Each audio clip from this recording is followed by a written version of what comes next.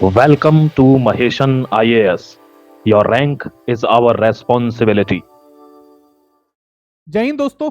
भारत के chief election commissioner Shri Gyanesh Kumar ने बिहार में विधानसभा चुनाव की घोषणा कर दी है। इसके साथ ही बिहार में चुनाव का बिगुल बज चुका है और उसके साथ ही उन्होंने बहुत सारी नई चीजों की शुरुआत की भी घोषणा की है, जो कि बिहार विधानसभा में पहली बार देखने को मिलेगा। भारत के नागरिक होने के नाते और एक मताधिकार का प्रयोग करने के नाते हम सभी को उन सारे घोषणाओं के बारे में जानकारी होनी चाहिए, चाहे आप बिहार के हो या ना हो। इन सारी घोषणाओं के बारे में जो कि पहली बार शुरुआत हो रही है बिहार से और आने वाले समय में हर एक राज्य के विधानसभा चुनाव में और लोकसभा के चुनाव में देखने को मिलेगा, ये सारी जानकारी आज की क्लास में मैं आपको दूंगा। साथ ही साथ मैं आपको बताऊंगा कि बिहार का विधानसभा चुनाव 2025 का बहुत सारे मामलों में काफी महत्वपूर्ण होने वाला है। इन सारी विषयों पर आज की हम क्लास में चर्चा करने वाले हैं। ये है हमारा प्यारा बिहार और बिहार में इस बार जो है विधानसभा का चुनाव होने वाला है और इस बार हमें देखने को मिलेगा कि क्या नीतीश का जो किला है, जो कि 20 वर्षों से लगातार चला आ रहा है, क्या उसको कोई भेद पाएगा या नहीं भेद पाएगा, वो एक अलग सवाल है। लेकिन जो चीफ इलेक्शन कमिश्नर ने नई नई चीजों की जो घोषणा की है इस विधानसभा इलेक्शन में, उसके बारे में हम चर्चा करेंगे। ठीक है, तो आने वाले समय में किस किस तारीख को और किस किस फेज में जो है विधानसभा का चुनाव होने वाला है, इसके बारे में मैं पहले जानकारी दे दूं। तो दो फेज में जो है इलेक्शन होने वाले हैं, एक फेज 1 है और एक फेज 2 है। फेज 1 का इलेक्शन जो है 6 नवंबर को होगा और फेज 2 का इलेक्शन जो है 11 नवंबर को होगा। एक्चुअली होता क्या है कि बहुत बड़े प्रदेशों में एक फेज में इलेक्शन कराना संभव नहीं हो पाता, क्योंकि जनसंख्या बहुत ज्यादा होती है और रिसोर्सेज को देखते हुए जो है 2-3 फेजेज में इलेक्शन कराए जाते हैं। इसीलिए चीफ इलेक्शन कमिश्नर ने यह घोषणा की कि 2 फेज में जो है इलेक्शन कराए जाएंगे। ऐसे ही आपने देखा होगा लोकसभा का जब चुनाव होता है तो पूरे भारत को जो है हमने 543 यानी 543 कंस्टिट्यूएंसी में उसको बांट देते हैं और उसके हिसाब से अलग अलग फेज में जो है इलेक्शन होता है। उसी तरीके से बिहार में 2 फेज में इलेक्शन होगा, एक जो है 6 नवंबर को और एक जो है 11 नवंबर को। सबसे खास बात यह है कि ये छठ पूजा के बाद हो रहा है, यानी कि एक महापर्व जो है अभी हम अक्टूबर के महीने में मनाने वाले हैं और एक लोकतंत्र का महापर्व जो है हम नवंबर के महीने में मनाने वाले हैं। एक लोकतंत्र के नागरिक होने के कारण लोकतंत्र व्यवस्था में नागरिक का सबसे महत्वपूर्ण कर्तव्य यही होता है कि वो मताधिकार का प्रयोग करके अपने प्रतिनिधि का चुनाव करे और आने वाले इन 2 तारीखों को बिहार के लोग जो है अपने प्रतिनिधि का चुनाव करेंगे। बिहार में बात करें तो टोटल जो विधानसभा की जो सीटें हैं वो 243 हैं, यानी कि 243 सीटों पर जो है प्रतिनिधि जो है अपने दाव को आजमाएंगे और 243 में से जिसको भी मैजिक नंबर मिलेगा, और वो मैजिक नंबर क्या है आप सबको पता होगा। मैजिक नंबर क्या होता है, अगर 243 को अगर मैं 2 से डिवाइड कर दूं, 2 भाग में इसको बांट दें, तो जो डिवाइड करने के बाद जो नंबर आएगा वही मैजिक नंबर होगा और वो जिस पार्टी को मिल जाता है वही अपनी सरकार बनाती है। ठीक है, ये जानकारी आपको होगी। दूसरी बात अगर मैं आपको बताऊं, यानी कि पहला जो चुनाव होने वाला है 6 नवंबर को 121 सीट पे होगा और दूसरा जो चरण का चुनाव होने वाला है वो 122 सीटों पे होगा। यानी कि इसमें डिवीजन जो है इक्वल किया गया है, यानी कि 121 कंस्टिट्यूएंसी में 6 नवंबर को चुनाव होगा और 122 कंस्टिट्यूएंसी में जो है 11 नवंबर को चुनाव होने वाला है और मतगणना यानी कि काउंटिंग जो है वो 14 नवंबर को होगी। यानी 14 नवंबर शुक्रवार के दिन हमें पता चल जाएगा कि बिहार का अगला मुख्यमंत्री कौन होने वाला है। अगर मैं और बात आपको बताऊं, अधिसूचना यानी कि नोटिफिकेशन जो है पहला चरण का 10 अक्टूबर को शुरू होने वाला है। नामांकन की आखिरी तारीख जो है 17 अक्टूबर को होगी। होता क्या है कि जब अधिसूचना जारी हो जाती है, नोटिफिकेशन जारी हो जाता है, तो हर एक कैंडिडेट यानी कि हर एक प्रतिनिधि जो चुनाव में खड़ा होना चाहता है वो अपना जाके नॉमिनेशन फाइल कर सकता है। नॉमिनेशन फाइल करने के लिए उसको अपनी जीवन की सारी ब्यौरा जो है उसको देना पड़ता है, उसके नाम पे कितने एसेट हैं यानी कि उसकी कितनी संपत्ति है ये जो है उसको बताना पड़ता है नॉमिनेशन फाइल करते वक्त। साथ ही साथ ये भी बताना पड़ता है कि उसके ऊपर जो है कितने मुकदमे दायर किए गए हैं। बहुत सारी जानकारी जो उसको अपने देनी पड़ती है। परिवार के भी अगर कोई एसेट है, पारिवारिक संपत्ति है, उसके बारे में भी उसको बताना पड़ता है। सारी चीजें जो है वो अपने नामांकन पत्र में जो है दाखिल करते हुए 17 अक्टूबर तक जमा कर सकता है अगर वो पहले फेज में आता है तो। फिर नामांकन पत्रों की जांच जो है क्या होता है कि जब हम नामांकन पत्र जब जमा कर देते हैं यानी कि नॉमिनेशन फाइल कर देते हैं, तो एक जो होता है हमारा रिटर्निंग ऑफिसर होता है या फिर कह सकते हैं जो हमारे डिस्ट्रिक्ट मजिस्ट्रेट होते हैं या सब डिविजनल मजिस्ट्रेट जो होते हैं। रिटर्निंग ऑफिसर तो एक्चुअली बाद में आता है जब वोटों की काउंटिंग हो जाती है और सर्टिफिकेट देना होता है कि भैया आप जीत चुके हैं। स्क्रूटनी करने का काम जो है सब डिविजनल मजिस्ट्रेट जो होते हैं वो करते हैं विधानसभा के इलेक्शन में। लोकसभा में जो है डिस्ट्रिक्ट मजिस्ट्रेट करते हैं। तो सब डिविजनल इलेक्शन में चूंकि विधानसभा के इलेक्शन में सब डिविजनल मजिस्ट्रेट करते हैं, तो उनका काम होता है कि आपने जो भी नॉमिनेशन फाइल में जो भी चीजें आपने लिखी हैं उनको चेक करना कि आपने सही जानकारी दी है या नहीं दी है। अगर आपने सही जानकारी नहीं दी होगी तो आपके जो नॉमिनेशन फाइल है उसको कैंसिल कर दिया जाएगा और आप चुनाव में नहीं खड़े हो पाएंगे। इसलिए क्या होता है कि 18 अक्टूबर तक जो है अगर आपने फर्स्ट फेज में जो है अगर फर्स्ट फेज में अगर आप आते हैं, मैं आपको बताऊंगा कि फर्स्ट फेज में कौन सा है और सेकंड फेज में कौन सा है, अभी नेक्स्ट स्लाइड में मैं आपको बताने वाला हूं। तो जो है स्क्रूटनी होने के बाद जो है आपकी नाम की जो है पूरी लिस्ट आ जाएगी, जो है इशू किया जाएगा वहां के जो है इलेक्शन ऑफिसर के द्वारा कि आपका जो नाम चयनित कर लिया गया, आपके नाम की जो है एक तरीके से क्या बोल सकते हैं उसको कि जांच कर ली गई है और आप जो है इलेक्शन में खड़े हो सकते हैं। उसके बाद से नाम वापसी की आखिरी तारीख, अगर आप चाहते हैं कि किसी कारणवश अपने नाम को वापस लेना चाहते हैं तो आप नाम भी वापस ले सकते हैं। उसकी तारीख 20 अक्टूबर है और मतदान जो है वो 6 नवंबर को होगा। ये पहला फेज का है और ये दूसरा फेज का है। यानी कि सबसे पहले क्या करना है, सबसे पहले तो आपको तैयार होना है कि भाई मुझे इलेक्शन लड़ना है और लंबे समय तक आप कैंपिंग कर रहे हो। और कैंपिंग करने के बाद जो है आप क्या करोगे, कैंपेन करने के बाद जो है आप इस तारीख को यानी कि 13 अक्टूबर को और 10 अक्टूबर को जाकर अधिसूचना जारी होने के बाद आप जो है जाके नॉमिनेशन फाइल कर सकते हो। नॉमिनेशन में जो भी आपने डिटेल्स भरी हैं उसको एक बार चेक किया जाएगा। अगर आपने सही जानकारी दी होगी तो अच्छी बात है, नहीं जानकारी दी होगी सही तो फिर जो है आपका इलेक्शन को, आपके जो आप इलेक्शन में खड़ा होना चाहते हो उसको जो है प्रपोजल को, आपके नॉमिनेशन फाइल को रिजेक्ट कर दिया जाएगा। ये पूरा प्रोसेस होता है, आई थिंक आपको समझ में आया होगा। और नतीजे जो है यानी कि इलेक्शन का जो रिजल्ट है वो 14 नवंबर शुक्रवार के दिन आ जाएगा। अगर आप बिहार में टोटल वोटर की देखोगे संख्या तो 7 लाख जो है 7 करोड़ 42 लाख, माफ करना 7 करोड़ 42 लाख टोटल वोटर्स हैं, जिसमें 3 करोड़ 92 लाख जो है पुरुष हैं और 3 करोड़ 50 लाख जो है महिला हैं और 1725 जो है अन्य जेंडर के जो लोग होते हैं वो हैं, LGBTQ जो होते हैं। अभी जो है विधानसभा का चुनाव का जो है घोषणा हो चुकी है आज, और विधानसभा चुनाव के घोषणा होने के साथ ही आचार संहिता लागू हो गया। आचार संहिता जिसको बोलते हैं हम लोग कोड ऑफ कंडक्ट लागू हो गया है। और इसमें आप क्या क्या नहीं कर सकते, तो सबसे पहले तो जितने भी सरकारी अधिकारी हैं उनके तबादले आप नहीं कर सकते, यानी कि उनका ट्रांसफर और पोस्टिंग आप नहीं कर सकते हैं। अगर आपको इसको करना भी है तो आपको जो है आयोग से अनुमति लेनी पड़ेगी, यानी कि इलेक्शन कमीशन से परमिशन लेने के बाद ही आप किसी का ट्रांसफर कर सकते हो या पोस्टिंग कर सकते हो। दूसरा, केंद्र और राज्य सरकार की जितनी भी उपलब्धियां से जुड़ी हुई जितने भी विज्ञापन लगे हुए हैं, आपने देखा होगा कि आए दिन जो है पोस्टर बैनर लगे रहते हैं, उन सबको जो है वहां से उखाड़ के फेंक दिया जाएगा, हटा दिया जाएगा, है ना। तो क्योंकि वो सारे जो विज्ञापन लगे हुए हैं वो सरकार जो है टैक्स पेयर के पैसे से लगाई हुई है और उसका जो है प्रमोशन के तौर पे यूज ना हो, कैंपेनिंग के तौर पे यूज ना हो, इसके लिए जो है क्या करती है गवर्नमेंट, जो है जो इलेक्शन कमीशन है वो उसको हटा देती है। तीसरा, पहले से प्रदर्शित इस प्रकार के सभी विज्ञापन तुरंत हटाए जाएंगे। जितने भी विज्ञापन, जितने भी होर्डिंग बैनर लगे हुए हैं उनको देखोगे तो आप पेंट कर दिए जाते हैं या फिर हटा दिए जाते हैं तुरंत। धर्मस्थल जितने भी होंगे उनका चुनाव प्रचार के लिए आप यूज नहीं कर सकते, प्रयोग नहीं कर सकते। किसी सभा और जुलूस के लिए पुलिस से पूर्व लिखित अनुमति लेनी पड़ेगी, यानी कि ऐसे ही आप किसी भी तरह का कैंपेनिंग नहीं कर सकते। आपको कैंपेनिंग करनी है, आपको चुनाव प्रचार प्रसार करना है तो आपको जो है पुलिस से अनुमति लेने के बाद, पूर्व में अनुमति लेने के बाद और प्रॉपर परमिशन के साथ जो है आप किसी तरीके का जनसभा, किसी तरह की रैली और किसी तरह का सभा और संगठन आप कुछ भी कर सकते हैं वो, लेकिन आपको परमिशन लेना पड़ेगा। रात 10 बजे से लेकर 6 बजे के बीच में लाउड स्पीकर का इस्तेमाल प्रतिबंधित रहेगा। तो आने वाले समय में जितने भी आप प्रोग्राम देखने वाले हो, जितने भी त्यौहार देख रहे हो, उसमें भी ये चीज लागू होंगी कि रात 10 बजे से लेकर 6 बजे के बीच जो है लाउड स्पीकर का इस्तेमाल प्रतिबंधित रहेगा। आप किसी तरीके से चुनाव प्रचार प्रसार के लिए इसका प्रयोग नहीं कर सकते हैं। सुबह 6 बजे से पहले और रात 10 बजे के बाद जो है जनसभाएं नहीं की जा सकेंगी, यानी कि सुबह 6 बजे से पहले और रात 10 बजे के बाद। अब ऐसा नहीं है कि आप चुनाव पहली बार लड़ रहे हैं तो आप दिन रात जो है प्रचार ही कर रहे हैं, ऐसा नहीं कर सकते। जो दिन का समय है उसमें ही आप प्रचार प्रसार कर सकते हैं। रात के समय में आप किसी तरह का लाउड स्पीकर, किसी तरह की जो है आप बाधा क्रिएट नहीं करेंगे लोगों के बीच में। कुछ और महत्वपूर्ण जानकारी जो मैं आपको देना चाहता हूं, आज पहली बार जो है बिहार के विधानसभा चुनाव में इलेक्शन कमीशन ऑफ इंडिया ने और श्री ज्ञानेश कुमार ने जो अनाउंस की है वो महत्वपूर्ण चीजें हैं। हर एक व्यक्ति को जानना चाहिए, चाहे वो भारत का नागरिक है या बिहार का नागरिक है या फिर किसी और प्रदेश का नागरिक है, हर एक व्यक्ति को जानना चाहिए। हालांकि हमारे पास ड्यूअल सिटीजन नहीं है, अगर आपको लग रहा हो। ड्यूअल सिटीजन मतलब क्या होता है, हम सभी भारत के नागरिक हैं। हम भारत के नागरिक हैं, हम किसी बिहार या फिर यूपी या फिर किसी अन्य प्रदेश के नागरिक नहीं है। हम भारत गणराज्य यानी कि जो इंडियन यूनियन है उसके नागरिक हैं। भारत में जो है डबल सिटीजनशिप नहीं है। अगर आप अमेरिका में जाएंगे तो अमेरिका में डबल सिटीजनशिप होता है, जहां पे हर एक व्यक्ति, जैसे आप न्यू जर्सी के हैं, वाशिंगटन के हैं, तो वहां के भी आप एक सिटीजन हो सकते हैं और पूरे यूनाइटेड स्टेट ऑफ अमेरिका के भी सिटीजन हो सकते हैं। लेकिन भारत में जो है ऐसा नहीं है, सिंगल सिटीजनशिप है। हम रेसिडेंट हैं बिहार के, लेकिन सिटीजनशिप जो है वो हमें भारत की मिली हुई है। अगर आप निवास प्रमाण पत्र बनवाते हो तो कहाँ का बनवाते हो, उसको बोलते हैं रेसिडेंस सर्टिफिकेट। और रेसिडेंस सर्टिफिकेट जो है स्टेट का होता है, और अगर सेंट्रल गवर्नमेंट जो बात करें या फिर इंडियन यूनियन की बात करें तो उसके जो हम सिटीजन हैं। ये जो अगर आप देखोगे ये वाला जो पीला वाला जो क्षेत्र है, यहाँ पे फर्स्ट फेज में इलेक्शन होगा। फर्स्ट फेज में इलेक्शन इन सारे क्षेत्रों में होगा, जिसमें गोपालगंज, सिवान, छपरा, ये सब जो इलाके हैं यहाँ पे फर्स्ट फेज का इलेक्शन होगा। ये जो बॉर्डर वाले जितने भी जिले हैं, यहाँ पे जो है हमें सेकंड फेज में इलेक्शन देखने को मिलेगा। और 2 फेज में क्यों कराया जा रहा है, जाहिर सी बात है, पॉपुलेशन बहुत ज्यादा है और रिसोर्सेज को देखते हुए 2 फेज में इलेक्शन कराया जा रहा है। मेल वोटर कितने हैं तो 3.92 करोड़, फीमेल वोटर 3.5 करोड़ हैं, ट्रांसजेंडर इतने हैं, पीडब्ल्यूडी यानी कि पर्सन विद डिसेबिलिटी, विकलांग लोगों की संख्या इतनी है, वेरी सीनियर सिटीजन इतने लोग हैं, और बाकी सब भी जो है सर्विस इलेक्शन इलेक्टोरल्स कितने हैं और फर्स्ट टाइम वोटर कितने हैं तो 14 लाख जो है फर्स्ट टाइम वोटर हैं। तो सारी जनसंख्या कितनी, कौन से कैटेगरी के कितने लोग हैं, ये सारे जो है इलेक्शन कमीशन ने प्रॉपर जो है डेटा उसका इशू कर दिया है। ये सारी जानकारी जो है मैं आपके साथ भी शेयर कर दूंगा, ये आप देख लेना।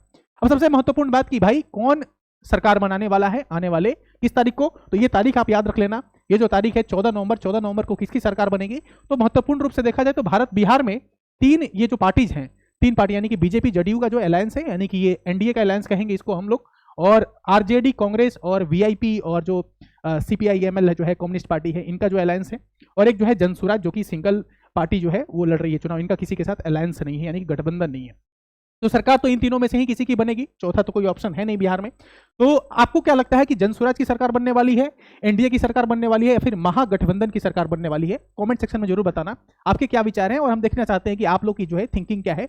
और 20 साल का अगर अनुभव देखा जाए नीतीश कुमार के सरकार का, पिछले 20 सालों का अगर एक्सपीरियंस लिया जाए, उसके आधार पर अगर आप वोट करना चाहते हो, या फिर अभी भी आप जंगल राज को सोच के उस पर वोट करना चाहते हो, या फिर जो है आप बदलाव चाहते हो जनसुराज को लाकर जो है शिक्षा, स्वास्थ्य और बेरोजगारी के मुद्दे पर अगर आप वोट करना चाहते हो, तो किन किन मुद्दों पर आप वोट करना चाहते हो और किस पार्टी की आप सरकार बनवाना चाहते हो बिहार में, इसके बारे में कमेंट सेक्शन में जरूर अपनी राय लिखना, ताकि हमें भी पता चले कि जो है बिहार अब किस दिशा में आगे बढ़ रहा है। बात करते हैं राष्ट्रीय पार्टी और राज्य पार्टियां कुछ होती हैं, और इन सब जो है पार्टिसिपेट कर रही हैं बिहार के इलेक्शन में। राष्ट्रीय पार्टी आम आदमी party, Bahujan Samaj party, Bharatiya Janata party, communist party of India, Indian national Congress और नेशनल पीपुल्स पार्टी, ये 6 पार्टी जो है वो राष्ट्रीय पार्टी हैं, और ये 6 पार्टी जो है वो राज्य पार्टी हैं। ठीक है, इनका जो है टैग मिलता है इलेक्शन कमीशन ऑफ इंडिया जो है। रजिस्टर्ड पार्टी भी होती है, अनरजिस्टर्ड भी पार्टी होती हैं, बहुत तरह की पार्टी होती हैं, लेकिन ये 2 पार्टी जो है वो मेन होती है, एक तो स्टेट पार्टी, राज्य पार्टियां, और एक नेशनल पार्टी जिसको हम लोग राष्ट्रीय पार्टियां कहते हैं, जिनको सिंबल वगैरह सब कुछ इलेक्शन कमीशन देता है। ठीक है, अब इसकी कैटेगरी कैसे मिलती है, और किसी को अगर नेशनल पार्टी बनना हो या स्टेट पार्टी बनना हो तो क्या कैटेगरी है और उसके लिए क्या क्या क्राइटेरिया को फुलफिल करना होगा, अगर ये आपको जानकारी नहीं है तो मैं किसी और वीडियो में जो है वो भी आपको समझा दूंगा।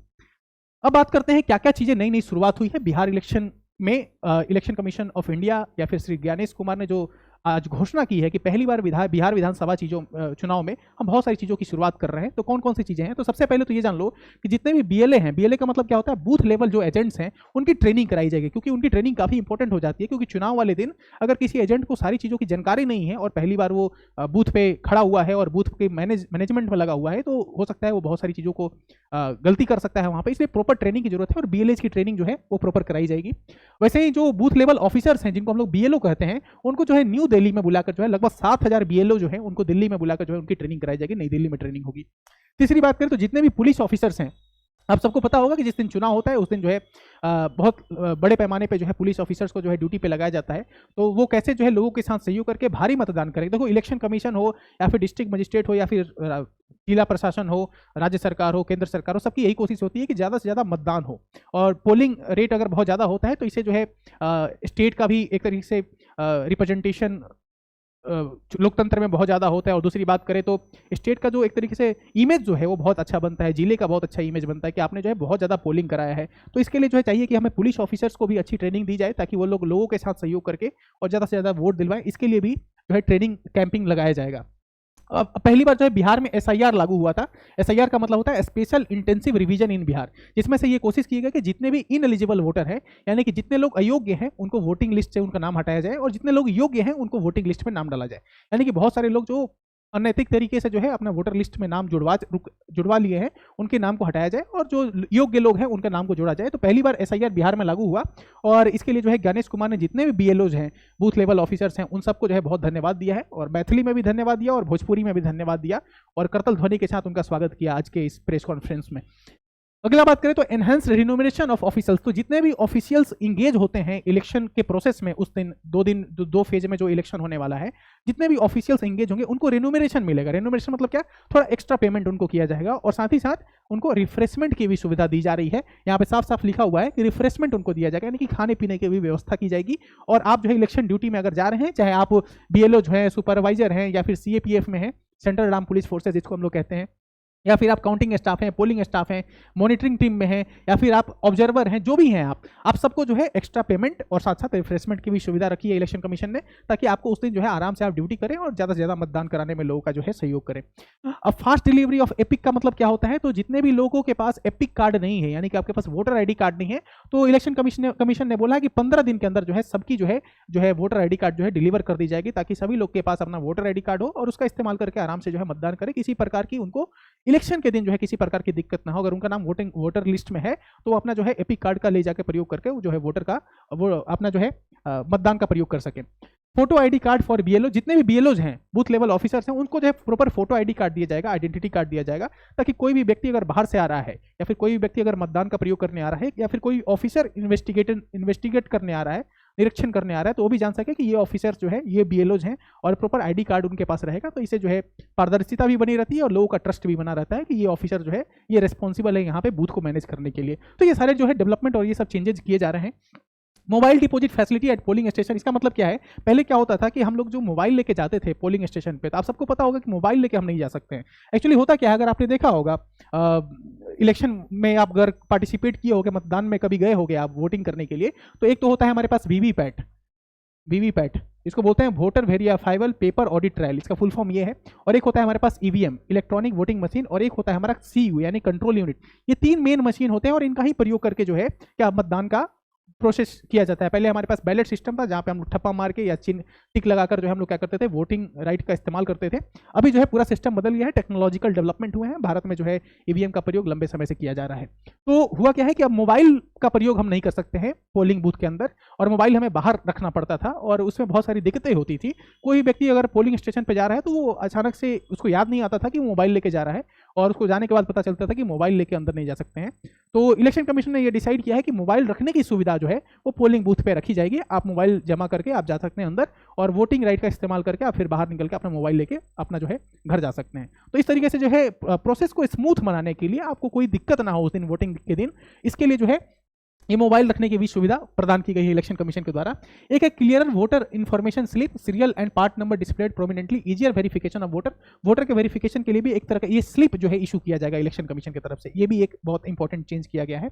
10वां मैं बताऊं तो वन स्टॉप डिजिटल प्लेटफॉर्म का मतलब क्या है। आप सबको पता होगा कि जिस दिन वोटिंग होती है उस दिन जो है ये चलाया जाता है, इन्फॉर्मेशन पब्लिक किया जाता है कि भाई कितने कौन से पोलिंग बूथ पे या फिर कौन से विधानसभा में कौन सी जगह पे कितने परसेंटेज ऑफ वोटिंग हुई है, यानी कितने लोगों ने वोट किया है। मान लो किसी जगह पे अगर 100 लोग एक विधानसभा में या फिर किसी पोलिंग बूथ पे 100 लोगों की संख्या है और उसमें से 20 लोग गए वोट करने के लिए, तो 20% का वोटिंग रेट रहा। तो इसको पता करने के लिए जो है ना डिजिटली रूप में इलेक्शन कमीशन ने ये कोशिश की है कि जो है ट्रांसपेरेंट रूप में और बहुत जल्दी से इन्फॉर्मेशन पहुंच जाए कि कौन से पोलिंग स्टेशन पे कौन से पोलिंग बूथ पे जो है कितनी वोटिंग परसेंटेज गिरी हुई है। तो ये जानकारी लेने के लिए जो है one stop digital platform launch किया गया है, उसका नाम है ECI net, election commission of India NET, और इसके थ्रू जो है सारे इन्फॉर्मेशन यानी कि वोटर टर्नआउट अपडेट्स जो है वो इजीली जो है मिलते रहेंगे।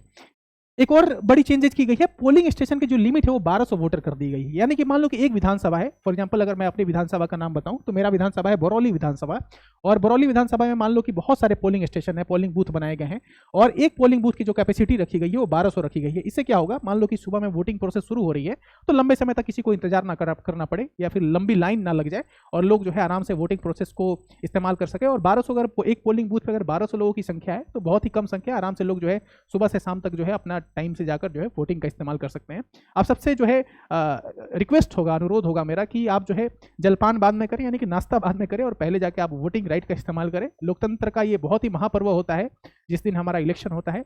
लोकतंत्र की सबसे बड़ी खूबी ये होती है कि हमारे पास ये एक ऐसा अधिकार दिया गया है भारतीय संविधान के द्वारा और लोकतंत्र के द्वारा कि हम अपने प्रतिनिधि का चुनाव कर सकते हैं। आप सबसे अनुरोध रहेगा कि प्रतिनिधि का चुनाव करते वक्त जाति, धर्म, लिंग और बाकी सारी चीज़ों से हटकर जो है आप अपने चीज़ों को देखते हुए, अपने समाज को देखते हुए और जो कैंडिडेट है उसके बैकग्राउंड को देखते हुए, उसको समझते हुए आप वोटिंग राइट का इस्तेमाल करें। इससे क्या होगा कि लोकतंत्र और मजबूत होगा और अच्छे लोग जो अगर सदन में जाते हैं तो हमारी बातों को और अच्छे तरीके से रखते हैं।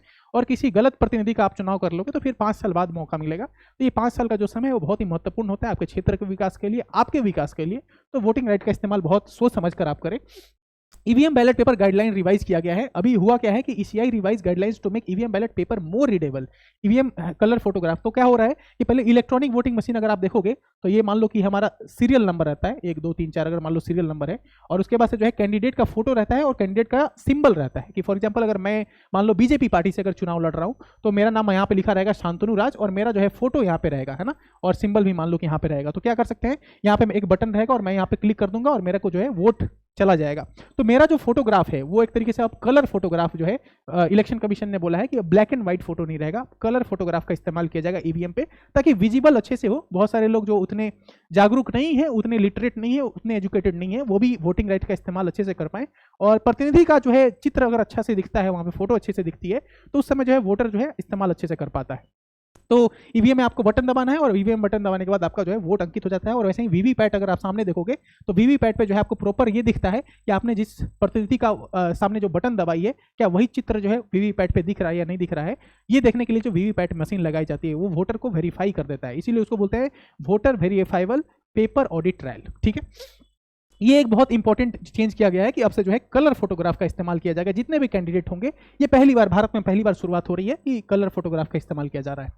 अच्छा, एक और चीज है कि अगर कहीं भी मिसमैच हो जाता है, कहीं भी मिसमैच हो जाता है यानी कि वोटिंग काउंटिंग में, फॉर एग्जांपल ईवीएम पे हमने देखा कि ईवीएम पे 1200, हमें मालूम है कि एक पोलिंग बूथ पे जो है 1200 वोट पड़ने वाले हैं और ईवीएम से वोटिंग हुई और पता चला कि वहां पे 1100 वोट पड़े। तो फिर अगर कोई भी मिसमैच होता है तो हम लोग क्या करेंगे, जितने भी हमारे पास स्लिप हैं यानी कि स्लिप जो प्रिंट होकर निकला हुआ है उस स्लिप को देख के हम लोग क्या करेंगे, उसको मैच करने की कोशिश करेंगे कि क्या जितने वोट पड़े हैं और जितने स्लिप हैं उनमें मैच हो रहा है या नहीं हो रहा है। स्लिप कौन सा होता है, तो जो वीवीपैट है वहां पे जो है एक प्रिंटिंग मशीन रहता है और वहां से स्लिप जो है एक बॉक्स में इकट्ठा होते रहता है। ये सारे स्लिप जो है इस बॉक्स में इकट्ठा होते रहेंगे। कहीं भी कोई भी डाउट होता है, किसी कैंडिडेट को डाउट होता है कि मुझे तो इतने वोट मिले, जैसे फॉर एग्जांपल किसी ने कहा कि मुझे 0 वोट मिले हैं और इलेक्शन कमीशन ने बोला कि आपको 0 वोट मिले हैं, तो मैंने जो है ये बोला कि भाई ऐसा कैसे हो सकता है कि मुझे 0 वोट मिले हैं, मेरे परिवार वालों ने वोट किया होगा, मुझे घर वालों ने वोट किया होगा, मैंने भी वोट किया, तो ऐसा कैसे हो सकता है कि मुझे 0 वोट मिला हुआ हो। तो इसके लिए क्या कर सकता है, ऐसे बहुत सारे कैंडिडेट जब हारने लगते हैं तो इलेक्शन कमीशन पे आरोप लगाते हैं, तो इसके लिए क्या किया इलेक्शन कमीशन ने, वो क्या करता है मैच करने की कोशिश करता है, यानी कि जितने बटन आपके नाम पे दबाए गए हैं क्या उतने स्लिप जो है प्रिंट होके इस बॉक्स में इकट्ठा हुए हैं कि नहीं हुए। तो इसीलिए कहा गया कि कहीं भी कोई भी डाउट होगा तो वहां पे मिसमैच कहीं भी होता है तो वहां पे मैंडेटरी है कि आप वीवीपैट से जो है उसको मैचिंग करेंगे। Streamlining counting of postal ballot, जो पोस्टल बैलेट होता है, पोस्टल बैलेट आप सबको पता होगा, बहुत सारे लोग जो है वोट करने नहीं जा पाते हैं तो उनको सुविधा दी जाती है कि आप पोस्टल बैलेट का इस्तेमाल करके अपने वोटिंग राइट का इस्तेमाल कर सकते हैं। तो उसमें भी बहुत सारी सुविधाएं अभी प्रदान की गई हैं। Digital index card report, technology driven system to promote accessibility of election related data at the constituency level for all stakeholder. तो सारे जो important facts and figures data जो होते हैं उसको डिजिटली रूप में सारे स्टेक होल्डर्स को, स्टेक होल्डर्स मतलब जितने भी इंपॉर्टेंट ऑफिशियल्स हैं उनके पास सारे डेटा और सारे फिगर्स पहुंच सके, इसके लिए डिजिटल चीज़ों का प्रयोग करके, टेक्नोलॉजी का प्रयोग करके जो है ये सारी चीज़ें कोई शुरुआत कर रही है election commission of India. I think आपको सारी जानकारी मिल गई होगी अभी तक। नई नई चीज़ों की शुरुआत हो रही है और आने वाले समय में 14 नवंबर को बिहार का एक नया मुख्यमंत्री मिलने वाला है। आई होप आप सभी जो है अपने मताधिकार का प्रयोग करेंगे और एक सच्चे और अच्छे नागरिक होने के नाते आप अपने प्रतिनिधि का भी चुनाव अपने जैसा ही करेंगे, जहां पे आपका विकास हो सके, आपके क्षेत्र का विकास हो सके, आपके राज्य का विकास हो सके। और आने वाले समय में बिहार जो है, जो कि पिछड़ा राज्य माना जाता है, बिहार जो है जिसकी पर कैपिटा इनकम बाकी राज्यों से काफ़ी कम है, बिहार जो है जिसकी जीडीपी बाकी राज्यों के कंपैरिजन में थोड़ी कम है, बिहार जो ऐसा राज्य जहाँ पे शिक्षा में, रोजगार में, स्वास्थ्य में काफ़ी दिक्कतें देखी जाती हैं, उन सभी चीज़ों का सुधार अगर आप चाहते हैं तो आने वाले जो 2 फेज के इलेक्शन होने वाले हैं हमारे, उसमें अपने मताधिकार का प्रयोग करके अच्छे प्रतिनिधि का चुनाव करें, वैसे प्रतिनिधि का चुनाव करें जो योग्य हो, अयोग्य लोगों का चुनाव ना करें, नहीं तो आने वाले 5 साल जो है फिर वो आपका जो है बेड़ा गर्क करके जाएंगे। आई होप कि 14 नवंबर को जो है एक अच्छा मुख्यमंत्री हमें मिलने वाला है बिहार का, जो बिहार के विकास के लिए, लोगों के विकास के लिए काम करेगा। और आने वाले समय में बिहार जो है, जो कि प्राचीन इतिहास काल में नालंदा जिसको हम लोग कहते हैं, उस समय जो है काफ़ी महत्वपूर्ण राज्य के रूप में जाना जाता था। आप सबको पता होगा कि जो प्राचीन इतिहास था उसमें जो है नालंदा जब था, यानी कि जब मौर्य वंश का शासक था या गुप्त वंश का शासक था, उस समय बिहार जो है पूरे विश्व में जाना जाता था अपने शिक्षा के लिए, अपने एक तरीके से जो इंटेलेक्चुअल पीपल यहाँ के हुआ करते थे, जो फिलोसफर हुआ करते थे, जैन धर्म और बौद्ध धर्म के विकास के लिए जाना जाता था। फिर से जो है वो दौर दोबारा आए और बिहार की जो है जो प्रगति है, बिहार का जो विकास है वो पूरे विश्व में जाना जाए। इन्हीं शब्दों के साथ thank you so much for joining today. मिलते हैं किसी और वीडियो में, किसी और इंपॉर्टेंट इन्फॉर्मेशन के साथ, किसी और इंपॉर्टेंट आर्टिकल के साथ।